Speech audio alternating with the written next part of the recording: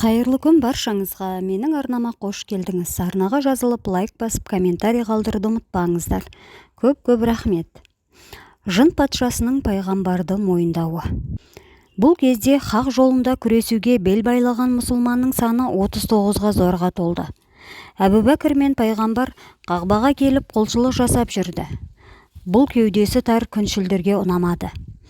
Әбу Жахыл мысқылдап: «Әй Мұхамбет, сиқырың қалай болып жатыр?» деп мұқата сұрады. Пайғамбар үндемеді. Әбу Жахыл: «Исламның хақтығын мына Лат, Узза, Манаттардан сұрайық» деді. Сол кезде пұттың ішіне бір жын кіріп кетіп: «Мұхамбет жәдігөйді өлтіріңдер, ол елді адастырып бітті» деді. Пұттарға сөзсіз табынатын Құрайыштар еліріп шыға келді.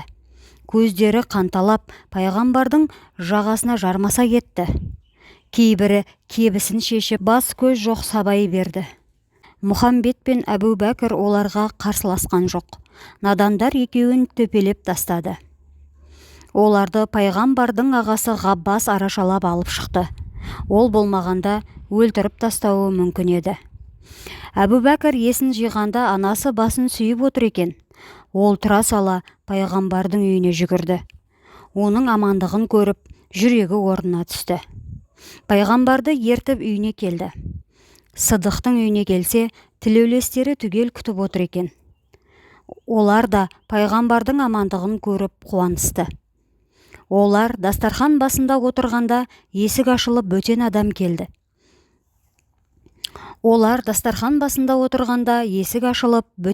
келеді. Ол Расулдың қолын сүйіп тағзым етті. «Расул, сен кімсің?» деп сұрады.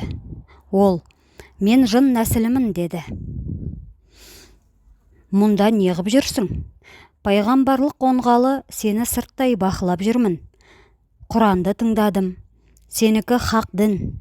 Бүгін Қағбада пұттарды сөйлетіп, бәріңді арандатқан кәпір жынның бірі еді. Жаңа ғана көп жынның көзінше мен оның басын шаптым. Бұдан былай саған жындар зиян қылмайды». «Атың кім?» «Есімім Самаш. Жындардың патшасы менмін. Сенің дәрежеңді естіп, түріңді бір көруге ынтықпын. Бізге де пайғамбарлық ет» деп өтінді.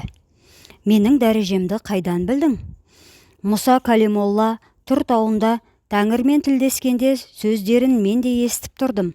Сонда жаратушы иеміз оған сені таныстырды. Сенің бүкіл сипаттарыңды оның көңіліне құйды. Сол кезде ұлық Алланың бүтін пайғамбар менің ризалығымды тілейді, ал мен Мұхамбеттің ризалығын тілеймін» деген бір-ақ ауыз сөзі құлағымда әлі жаңғырып тұр. Бұл Алланың өзі Хабибім деп атаған нендей ұлық пайғамбар деп бір көруге ынтық болдым деді.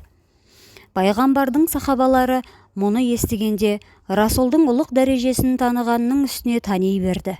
Пайғамбар: «Ендеше сенің атың бүгіннен бастап Абдулла болсын» деді.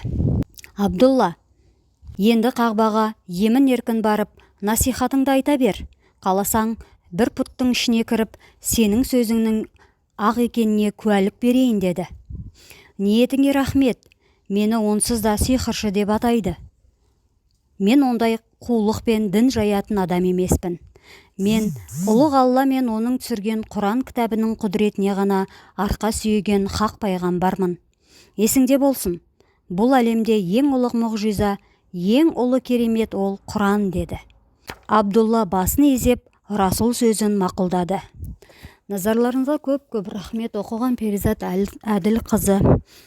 Алда қызықты әңгімелер күтіп тұр.